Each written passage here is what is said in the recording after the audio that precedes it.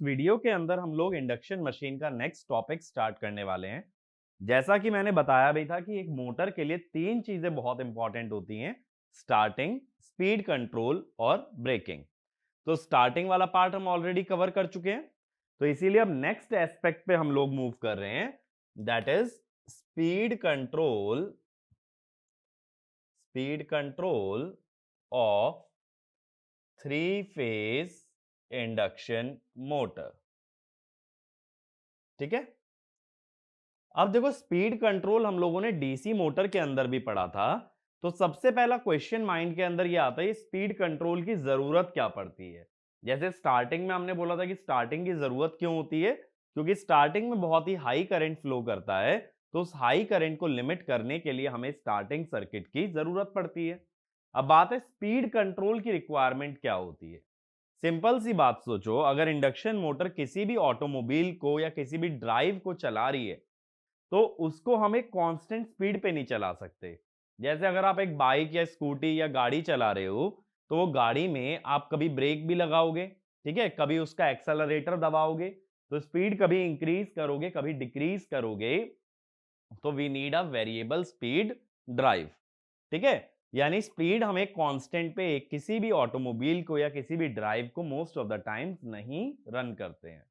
तो इसमें लिखना, speed control is necessary in order to implement variable speed drive in which we can obtain smooth acceleration and deceleration of the motor in order to increase the life of the machine. ठीक है, in order to increase the life of the machine. अगला point लिखना, by implementing variable speed drive we can save the power, यानी power consumption को भी कम कर सकते हो अगर स्पीड वेरिएबल रखते हो रैदर देन कांस्टेंट। अब जैसा डीसी मोटर में भी मैंने बोला था, जनरली दो तरह की ड्राइव्स होती हैं। एक होती है constant torque drive. DC motor में ये टर्म्स ऑलरेडी सुन चुके हो।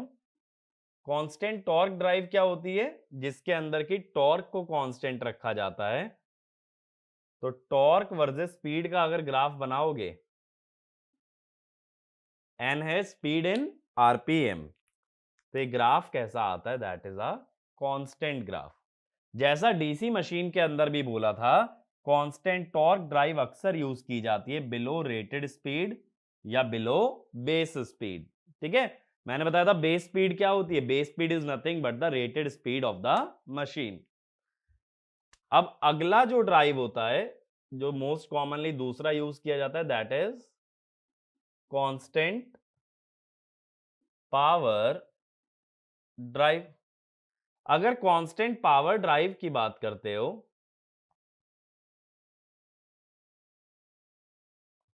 तो कैसा होगा। कांस्टेंट पावर क्या होती है, पावर क्या होगा, टॉर्क इनटू स्पीड, ये कांस्टेंट है। अगर टॉर्क इनटू स्पीड कांस्टेंट है, तो ये कैसा बन गया, x y equal to constant. X y equal to constant जो इक्वेशन होती है, ये होती है एक रेक्टेंगुलर हाइपरबोला की। और constant power drive generally use किया जाता है अबव रेटेड स्पीड। ठीक है। तो x y equal to constant is an equation of rectangular hyperbola, और यहां पे y है टॉर्क और x है स्पीड। तो एक पॉइंट लिखना, generally there are two type of drives used. पहला लिखो, constant torque drive which is implemented for speed below base speed, and constant power drive which is implemented for speed above base speed. ठीक है, ये दो तरह की drives का हम लोग यूज करते हैं। अब इंडक्शन मोटर की जो स्पीड होती है, उसको कैसे लिखा जाता है, N S one minus S. यानी ये जो एन है, ये दो पैरामीटर पे डिपेंड कर रहा है, डिपेंड्स ऑन एन एस, और दूसरा ये डिपेंड्स ऑन एस। यानी कि अगर तुम्हें ओवरऑल स्पीड को कंट्रोल करना है, तो दो पैरामीटर्स को कंट्रोल कर सकते हो, एनएस या फिर एस को। तो इसी लॉजिक से यहां पे दो मेथड बनते हैं स्पीड कंट्रोल के। एक होता है slip control technique, slip control technique. Slip control के अंदर तीन मेथड होते हैं। पहला वोल्टेज कंट्रोल, ठीक है, दूसरा रोटर रेजिस्टेंस कंट्रोल,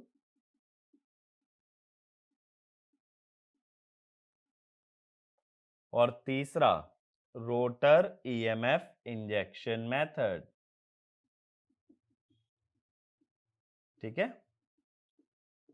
अब रोटर में रेजिस्टेंस या ईएमएफ कुछ भी कब लगा सकते हो? जब वो हो स्लिप रिंग इंडक्शन मोटर, क्योंकि रोटर में कुछ भी इंसर्ट करना है, चाहे एक वोल्टेज का सोर्स चाहे एक रेजिस्टेंस, वो स्लिप रिंग के थ्रू ही हो सकता है। तो नीचे वाले दोनों मेथड का यूज किया जाता है स्लिप रिंग इंडक्शन मोटर में। और दूसरा ऐसे ही ऑप्शन अपने पास बनता है, अगर एनएस को कंट्रोल करें तो हम बोल देते हैं सिंक्रोनस स्पीड कंट्रोल। ठीक है, अब सिंक्रोनस स्पीड कंट्रोल के अंदर देखो एनएस होता है 120 एफ बाई पी। तो एनएस को कंट्रोल कर सकते हो बाय मींस ऑफ फ्रीक्वेंसी, तो यहां आ जाता है frequency control. Number of poles change कर सकते हो, इसीलिए पोल चेंजिंग टेक्निक, पोल्स भी बदल सकते हो। या तीसरा होता है slip power recovery, slip power recovery. अब देखो, जब मैंने शुरू में तुम्हें वाउंड रोटर और स्क्विरल केज इंडक्शन मोटर पढ़ाया था तो मैंने एक चीज बताई थी कि स्क्विरल केज के अंदर एक खासियत होती है कि जितने पोल स्टेटर पे होते हैं ऑटोमेटिकली उतने ही पोल रोटर पे इंड्यूस हो जाते हैं। लेकिन वाउंड रोटर में रोटर को वाउंड ऐसे करना पड़ेगा कि रोटर पे भी उतने ही पोल बने जितने की स्टेटर पे हैं। तो स्क्विरल केज के अंदर अगर तुम स्टेटर के पोल बदलोगे तो रोटर के पोल ऑटोमेटिकली चेंज हो जाएंगे, जबकि वाउंड रोटर में ऐसी फैसिलिटी नहीं है। इसीलिए जो पोल चेंजिंग टेक्निक है सिर्फ यूज की जाती है स्क्विरल केज इंडक्शन मोटर में, स्लिप रिंग में नहीं। क्योंकि स्लिप रिंग में अगर पोल चेंज करोगे स्टेटर के तो मैनुअली तुम्हें पोल चेंज करने पड़ेंगे रोटर के, लेकिन यहां सिर्फ स्टेटर के पोल चेंज करोगे स्क्विरल केज में, रोटर के पोल ऑटोमेटिकली चेंज हो जाएंगे। तो इसी टाइप से हमने क्या किया है कि स्पीड कंट्रोल को दो पार्ट्स में डिवाइड कर लेते हैं, पहला स्लिप कंट्रोल और दूसरा सिंक्रोनस स्पीड कंट्रोल। तो मैं पहले आपसे जो भी डिस्कस करने वाला हूं, मैं स्लिप कंट्रोल टेक्निक के बारे में डिस्कस करूंगा। ठीक है, अब देखो जैसे डीसी मशीन में भी हमने किया था, जब मैं स्पीड कंट्रोल के बारे में डिस्कशन कर रहा था तो मैं कांस्टेंट टॉर्क ड्राइव को लेकर के चल रहा था, ऐसा ही मैं कर रहा था ना। लेकिन एक्चुअल में क्या होता है, जैसा हमने क्वेश्चंस के अंदर देखा भी है कि कभी कभी ऐसा हो सकता है फैन लोड हो, कभी पंप लोड हो, कभी फ्रिक्शन लोड हो। यानी ऐसा जरूरी नहीं होता कि टॉर्क कांस्टेंट रहे, टॉर्क खुद भी स्पीड पे डिपेंडेंट हो सकता है, ऐसा क्वेश्चंस के अंदर किया जा सकता है। तो जैसे डीसी मोटर के अंदर क्वेश्चन आते थे ना कि torque proportional to speed square speed cube, same type के क्वेश्चन इंडक्शन मशीन के अंदर भी फ्रेम हो सकते हैं।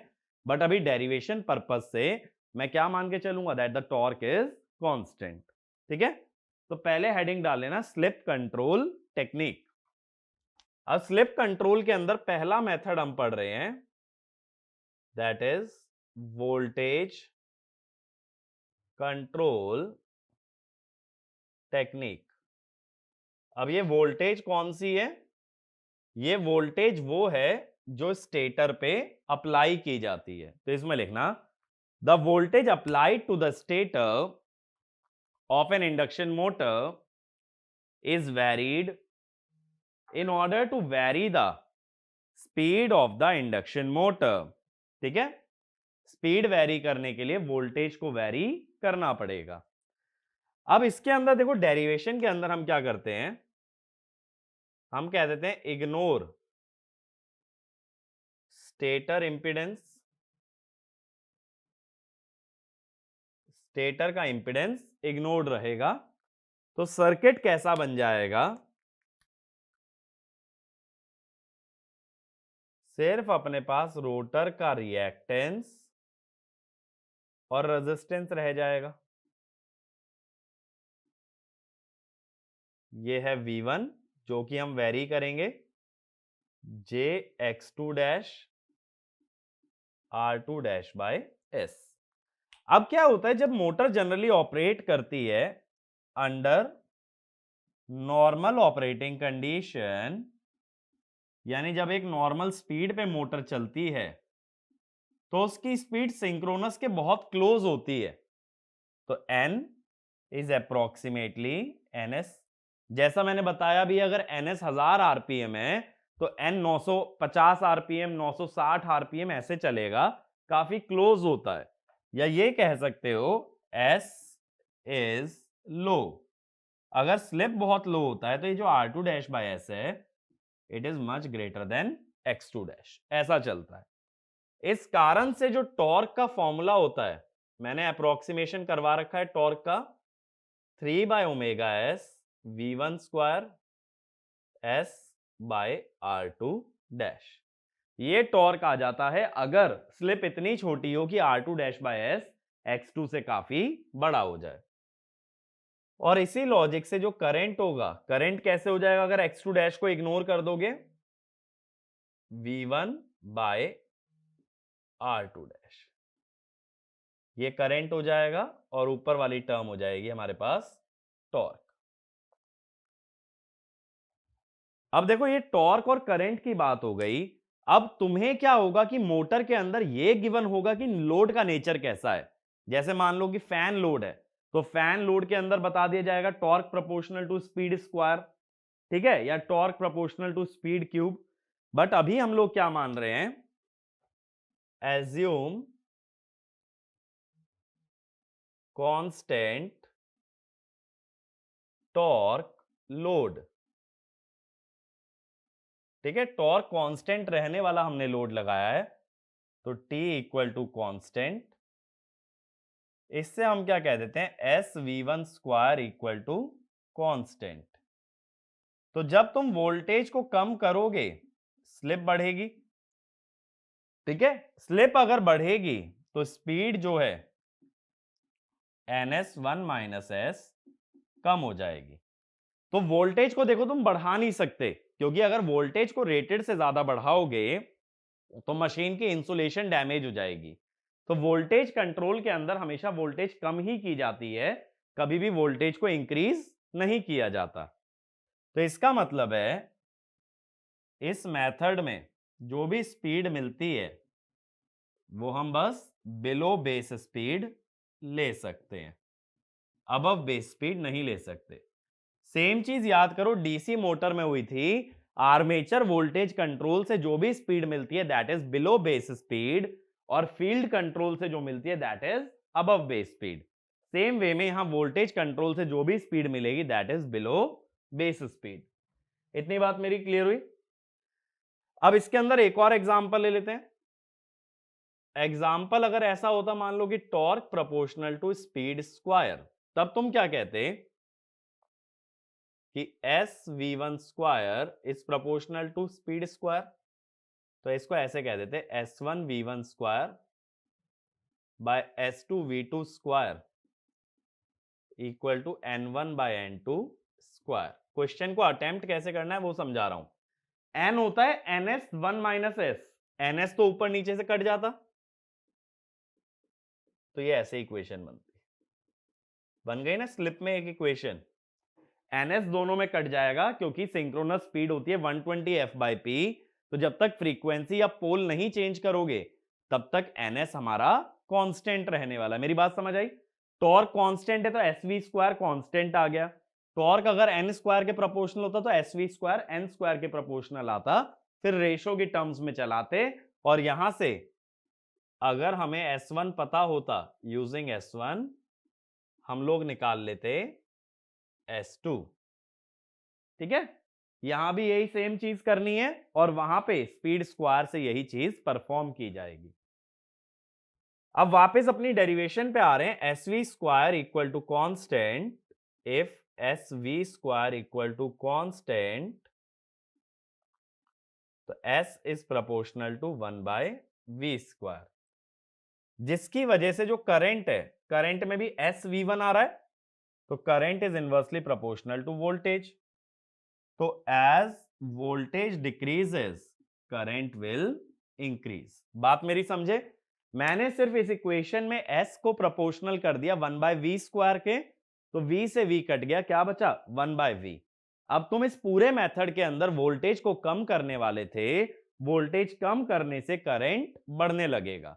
यानी इस मेथड के अंदर स्पीड कंट्रोल तो कर सकते हो बिलो बेस स्पीड, लेकिन वोल्टेज कम करने की वजह से करंट बढ़ने लगता है, और अगर करंट बढ़ने लगता है तो मोटर के अंदर हाई करंट हमारा फ्लो करेगा। तो इसमें लिखना, in order to obtain the speed of the motor below base speed, the voltage needs to be reduced, which will cause an increase in the current drawn from the supply. So, motor will draw high current. अगला point, the voltage cannot be increased above the rated value, otherwise it can damage insulation of the machine. ये बात मेरी clear हुई? अगला point, for wide range of speed control, wide range का मतलब है speed की बहुत डिफरेंट वैल्यूज अगर चाहिए, कम वैल्यू से लेके ज्यादा वैल्यू तक जाना है, वाइड रेंज चाहिए, तो आगे लिखना, for wide range of speed control the voltage needs to be varied over a wide range which will cause high current to flow in the motor and can damage the winding तो इस method का drawback यही है, सबसे पहली बात तो कि स्पीड सिर्फ कम वैल्यू ऑब्टेन हो सकती है, स्पीड को बढ़ा नहीं सकते। दूसरा नुकसान, करंट ज्यादा फ्लो करता है, जिस कारण से ये मेथड वाइड रेंज नहीं ऑब्टेन कर पाता। तो एक पॉइंट ये भी लिख लेना, hence this method can only be used for short period of time and for limited range of speed control। यानी बहुत ज्यादा वेरिएशन अगर स्पीड में चाहोगे या वोल्टेज को अगर बहुत कम करने की कोशिश करोगे तो करंट बहुत ज्यादा हाई हो जाएगा, तो ऐसा करना इम्प्रैक्टिकल है। ठीक है, वोल्टेज को एकदम से कम मत कर देना कि जैसे 400 वोल्ट की मोटर है तो सीधा 100 वोल्ट पे या 50 वोल्ट पे ले आओ। इतना कम अगर वोल्टेज को कर दोगे तो करंट बहुत ज्यादा बढ़ जाएगा और मशीन की वाइंडिंग डैमेज हो सकती है। और लिमिटेड टाइम मैंने क्यों बोला? क्योंकि देखो जो हीट प्रोड्यूस होती है वो I²R/T होती है, तो ये तो पक्का है कि करंट हाई रहेगा, तो इसीलिए कम टाइम के लिए इसका यूज कर सकते हो, वरना अगर टाइम भी ज्यादा ले लोगे, I भी ज्यादा, T भी ज्यादा, तो I²R/T भी बहुत ज्यादा हाई होगा और heat produce will be very high, इसलिए बहुत लॉन्ग टर्म के लिए इसका यूज नहीं करते। अगले मेथड पे आता हूं, रोटर रेजिस्टेंस कंट्रोल। ठीक है, अब सबसे पहले एक पॉइंट लिख लेना जो मैंने अभी लिखवाया भी था, this method can only be applied to slip ring induction motor because in squirrel cage induction motor we cannot add external resistance in the rotor circuit. ठीक है, अगेन सेम सर्किट बनेगा इसके लिए भी, ये सभी मेथड में हम स्टेटर की इंपीडेंस को इग्नोर करके चल रहे हैं।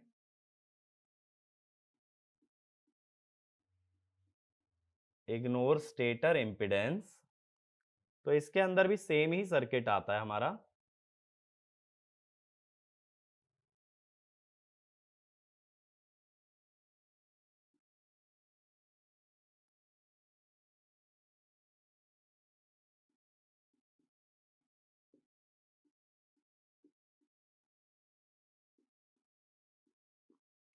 जैसे ये हो गया, अगेन हम क्या कहते हैं कि at low value of slip मैंने बताया ना, जब नॉर्मली मोटर चलती है तो उसकी स्लिप काफी कम रहती है, तो ये जो R2 डैश बाय एस है ये काफी बड़ा हो जाता है अपना X2 डैश के मुकाबले, जिस कारण से इधर का भी करंट क्या हो जाता है, I।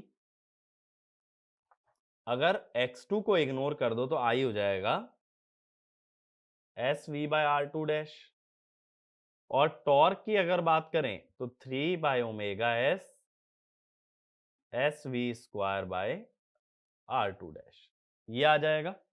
ठीक है, स्लिप की कम वैल्यूज के लिए। अब इसके अंदर वेरिएबल क्या है, इसके अंदर वेरिएबल है रोटर वाला रेजिस्टेंस। ठीक है, अब की बार वोल्टेज हमारी कांस्टेंट रहेगी, वेरी मैं कर रहा हूं ये R2 या R2 डैश। R2 क्या है, रोटर का रेजिस्टेंस है। R2 डैश क्या है, उसी रेजिस्टेंस को जब हम स्टेटर पे रेफर कर लेते हैं। अगर भूल गए हो तो मैं फिर से लिख देता हूं कि R2 डैश कैसे आता था, R2 NE1 बाय NE2 का स्क्वायर। NE क्या होता था, effective number of turns, that is number of turns multiplied by winding factor. ये बात क्लियर है। अब इसके बाद क्या होगा, अब assume constant load torque, constant load torque. अगर लोड ऐसा लगा है जो कि कांस्टेंट टॉर्क मांग रहा है तो हम क्या कहेंगे, S by R2 dash must be constant, जिसका मतलब S1 by R2 dash should be equal to S2 by R2 dash plus RE dash। RE dash क्यों लिखा, क्योंकि RE जो है ये एक्सटर्नल रेजिस्टेंस है रोटर साइड पे, लेकिन सर्किट कहां रेफर्ड है, सर्किट रेफर्ड है हमारा स्टेटर पे। तो अगर RE को भी रेफर करना पड़ेगा स्टेटर पे तो उसको भी क्या लिखोगे, RE डैश, और ये भी रेफर ऐसे ही होगा NE1 बाय NE2 का होल स्क्वायर। अब यहां से क्या कर सकते हो, यहां से चाहो तो S2 निकाल सकते हो, कैसे, S1 R2 dash plus RE dash by R2 dash. अब देखो सभी रेजिस्टेंस में ये रेशो चल रहा होगा ना, NE1 बाय NE2 का स्क्वायर, तो ये रेशो न्यूमरेटर डिनोमिनेटर में से कट जाएगा, तो इसको चाहो तो ऐसे भी लिख सकते हो। ठीक है, क्योंकि रेशो में वैसे भी नंबर ऑफ टर्न्स का स्क्वायर कैंसिल आउट हो जाएगा। अब दूसरा एग्जांपल ले लेते हैं। एग्जांपल, अगर फैन लोड होता, तो क्या बोलते हैं, torque is proportional to speed square. तो इसका मतलब ये होता है S by R2 dash is proportional to speed square. Speed होती है NS1 माइनस S, NS तो कांस्टेंट है, सिंक्रोनस स्पीड चेंज नहीं हो रही, तो 1 माइनस S के स्क्वायर के प्रोपोर्शनल आ जाता। तो इसको ऐसे करते, S1 by R2 dash divided by S2 by R2 dash plus RE dash should be equal to 1 minus S1 square by 1 minus S2 square। बात मेरी समझे, जो भी कांस्टेंट टर्म है वो हटा देना, NS 1 माइनस S में NS कांस्टेंट है तो उसको भी प्रोपोर्शनैलिटी में रिमूव कर सकते हो। और वैसे भी नहीं तो अगर नहीं भी रिमूव करोगे तो जब रेशो लोगे दो स्पीड्स का तब NS कैंसिल आउट हो जाएगा, यहां से भी S2 निकल सकता है। तो जिस भी टाइप का तुम्हें क्वेश्चन के अंदर लोड दिया है उसके हिसाब से तुम स्लिप निकाल सकते हो। अब इसके अंदर देखो कि ये जो S2 आएगा ये S1 से तो बड़ा ही आएगा ना, कैसे, क्योंकि numerator is greater than denominator. इसका मतलब जो नई स्पीड आएगी और जो पुरानी स्पीड थी, कौन बड़ा होगा, N1। जिसकी स्लिप छोटी है वही स्पीड बड़ी बनेगी। यानी इस मेथड के अंदर भी स्पीड हमारी कम हो जाती है तो स्पीड यहां पे भी बिलो बेस स्पीड ही मिल सकती है। तो इसमें लिखना, by inserting external resistance in the rotor circuit the slip of the induction motor increases and hence speed of the motor decreases. So by this method speed below base speed can be obtained. ठीक है, यहां पे भी below base speed ही मिल सकती है। ये बात क्लियर हुई। अब इसके बाद देखो, यहां पे जो करंट आएगा, S बाय R2 कांस्टेंट आ रहा है ना, तो ये करंट भी क्या आ जाएगा, कांस्टेंट। बात मेरी समझे, क्योंकि अगर S बाय R2 कांस्टेंट है तो current will also become constant. अब इसके अंदर लिखो ड्रॉबैक। ड्रॉबैक, करंट देखो कांस्टेंट है, लेकिन रेजिस्टेंस बढ़ चुका है। रेजिस्टेंस हो गया R2 प्लस RE। तो इसमें लिखना, in this method almost constant value of current is drawn by the motor, but resistance of the rotor circuit increases, so copper losses will increase and hence efficiency will decrease। losses बढ़ने से efficiency कम हो जाएगी। अगला point, due to additional copper losses, heat produced in the machine will increase। सीधी बात है, loss ज्यादा होंगे तो ज्यादा हीट प्रोड्यूस होगी, इसीलिए इस मेथड को भी ज्यादा लंबे समय तक नहीं चला सकते। तो इसी पॉइंट में आगे जोड़ भी लेना, so this method can not be used for long term speed control. ठीक है, कम समय के लिए चला सकते हो अगर कुछ देर के लिए स्पीड कंट्रोल करना है, बट ज्यादा देर के लिए अगर चलाओगे तो ये मेथड यूजफुल नहीं है। अगला point, this method can only give speed below base speed and also it cannot be used for wide range of speed control. Wide range के लिए क्यों नहीं, क्योंकि अगर स्लिप में तुम्हें लार्ज चेंज चाहिए, मान लो S2 और S1 में बहुत बड़ा डिफरेंस चाहिए, तो ये एक्सटर्नल रेजिस्टेंस बड़ा लगाना पड़ेगा। जितना बड़ा एक्सटर्नल रेजिस्टेंस लगाओगे उतने ही ज्यादा कॉपर लॉसेस भी मिलेंगे। ठीक है, तो अगर wide range of speed control चाहिए, then your copper losses will also increase. अगला पॉइंट लिखो, due to large resistance in the rotor circuit speed regulation also increases. Speed regulation क्या होती है, नो लोड से फुल लोड तक speed का fluctuation. ठीक है, वो भी यहां पे बढ़ जाएगा क्योंकि रेजिस्टेंस की वैल्यू ज्यादा है। ज्यादा रेजिस्टेंस पे स्पीड का फ्लक्चुएशन भी ज्यादा आता है। ठीक है, ये बात मेरी क्लियर हुई।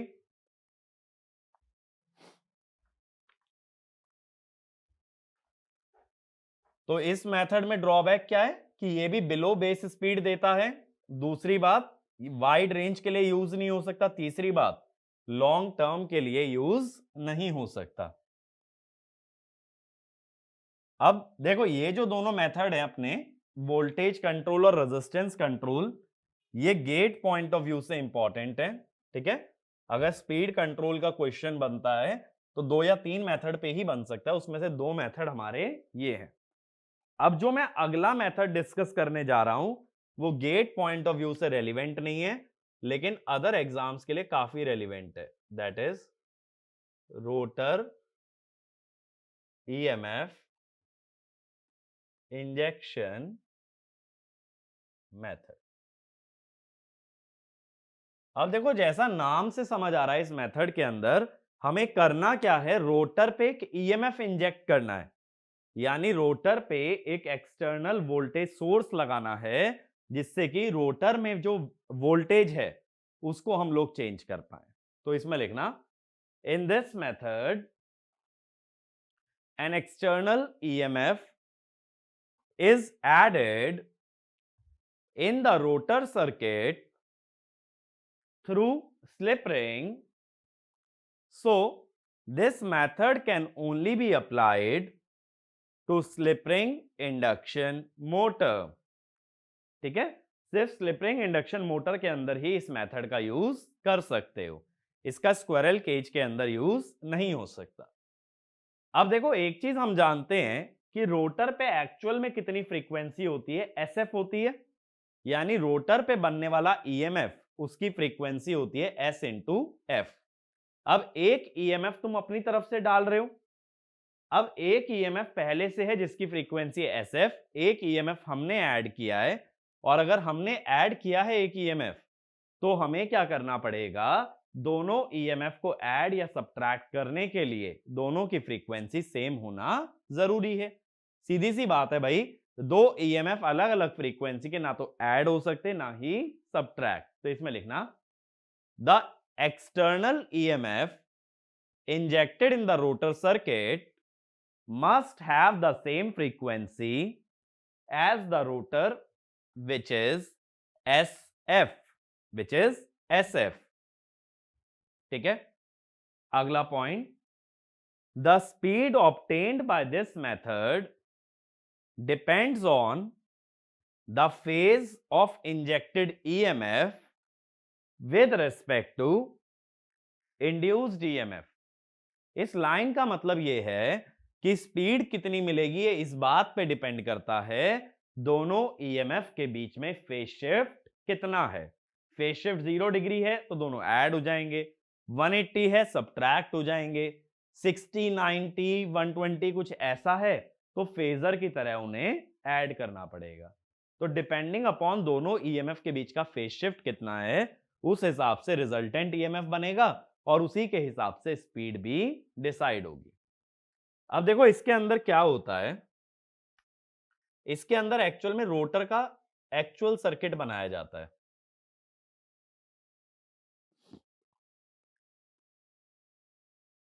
एक सर्किट तो हमने ऐसा बनाया था जिसकी वजह से स्टेटर पे रेफर कर पा रहे थे। अब मैं यहां एक्चुअल बनाता हूं, SE2 प्लस माइनस EI।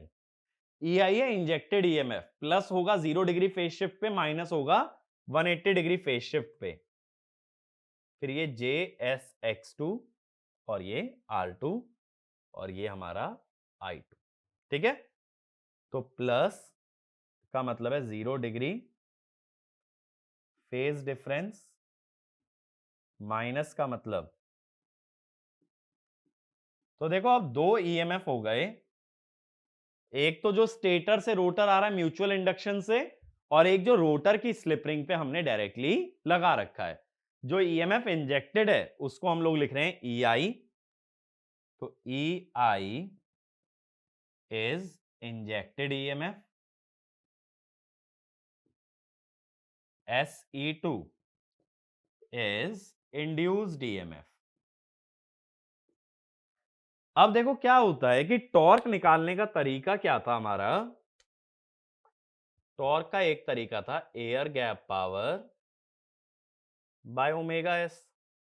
अब एयर गैप पावर कितनी होती थी, ये होती थी E2 I2 cos theta 2 bye omega S. अब तुम कहोगे भाई E2 I2 क्यों लिया, SE2 क्यों नहीं लिया, ये बात मैं इक्विवेलेंट सर्किट में एक्सप्लेन कर चुका था। अगर SE2 लेते हो तो तुम्हारा फ्रेम ऑफ रेफरेंस रोटर है, और रोटर पे खड़े होके देखोगे तो जो भी रियल पावर आएगी that will only be the rotor copper loss. अगर तुम्हें एयर गैप पावर चाहिए जो रोटर कॉपर लॉस और मैकेनिकल पावर दोनों को इंक्लूड करे, तो हमें फ्रेम ऑफ रेफरेंस स्टेटर पे रखना पड़ेगा। अगर स्टेटर से खड़े होकर देखें तभी हमें रोटर घूमता हुआ नजर आता है, और स्टेटर के फ्रेम ऑफ रेफरेंस से जो ईएमएफ बनता है that is E2 not SE2। याद करो शुरू में ही मैंने ये S हटवा के कहां लगवा दिया था, रेजिस्टेंस में लगवा दिया था ना, S को मैंने ईएमएफ और रिएक्टेंस से रिमूव कर दिया था। सेम चीज मैं यहां कह रहा हूं। अब मैं कह रहा हूं भाई E2 तो मेरा कांस्टेंट है, ओमेगा S भी कांस्टेंट है क्योंकि मैं फ्रीक्वेंसी तो बदल नहीं रहा हूं। तो मैं कहता हूं for constant torque load, for constant torque load, अगर लोड ऐसा है जो कांस्टेंट टॉर्क डिमांड कर रहा है तो बची हुई सारी टर्म क्या हो जाएगी, I2 cos theta 2 is constant. अब इस सर्किट में cos थीटा कितना है, ये है R/Z, I2 into R2 bye Z2 is constant. ठीक है, ऐसी कंडीशन निकल के आई अपने पास। अब generally if R2 is much greater than SX2 then power factor is unity। अगर रेजिस्टेंस रिएक्टेंस से बहुत ही ज्यादा हो जाए तो पावर फैक्टर ऑलमोस्ट क्या आ जाता है, यूनिटी। तब ये कंडीशन चेंज होके बन जाती है दैट I2 इज कांस्टेंट। ठीक है, क्योंकि cos थीटा की वैल्यू फिक्स हो गई 1 पे। तो ये वाली जो कंडीशन मैंने निकाली है I2 इक्वल टू कॉन्स्टेंट, ये है अप्रोक्सीमेट कंडीशन, और ये वाली कंडीशन है एग्जैक्ट कंडीशन। तो तुम जो याद रखोगे ना वो एग्जैक्ट कंडीशन याद रखना, अप्रोक्सीमेट मत याद रखना। अब हम क्या कहते हैं, सपोज विदाउट इंजेक्टेड ईएमएफ, बिना इंजेक्टेड ईएमएफ के I2 कितना होगा, SE2 बाय Z2। ठीक है, इसको S1 लिख लो, S1 E2 बाय Z2, या Z2 की जगह भी लिख लो R2 square S1 X2 square. ठीक है, ये होगा I2। अब मैं कहता हूं with injected EMF, injected EMF डालने के बाद ये स्लिप कंट्रोल चल रहा है ना, तो स्लिप तो बदल जाएगी भाई, स्लिप बदल जाएगी तो नया करंट कितना आएगा, S2 E2। Induced EMF change नहीं होगा, सिर्फ क्या चेंज होगी, स्लिप। ठीक है, ईएमएफ तो E2 ही लिखोगे बट स्लिप कितनी हो गई, S2। अब ये कंडीशन मुझे लगानी है I2 into R by Z equal to constant, तो I2 इंटू R2, पहले इंपिडेंस कितनी थी, R2 square plus S1 X2 square, I2 dash R2 by root over R2 square plus S2 X2 square. यही है ना इंपिडेंस सेकंड केस में, second case में जो इंपिडेंस है वो नई स्लिप से निकालोगे। I2 और I2 डैश की वैल्यू अगर डालोगे तो E2 E2 दोनों तरफ कैंसिल होगा, ये R2 R2 भी कैंसिल हो गया, तो क्या बना, S1 over R2 square plus S1 X2 square. एक अंडर रूट की टर्म यहां है, एक यहां है, तो रूट हट जाएगा ना, S2। एक सेकेंड यहां हमने ना ये गलती की है,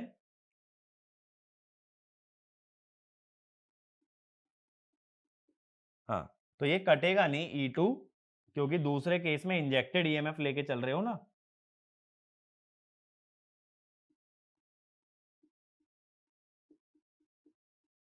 तो यहां टोटल ईएमएफ दिखाना पड़ेगा।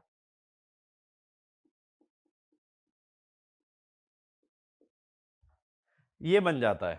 ठीक है, तो ये कंडीशन आ गई। अब इसमें S1 का यूज करते हुए हमें हमेशा निकालना पड़ता है S2। ठीक है, by using S1 we have to compute S2। तो इसमें लिखना by using the original value of slip S1 we will find the new slip that is S2। इतनी मेरी बात क्लियर हुई।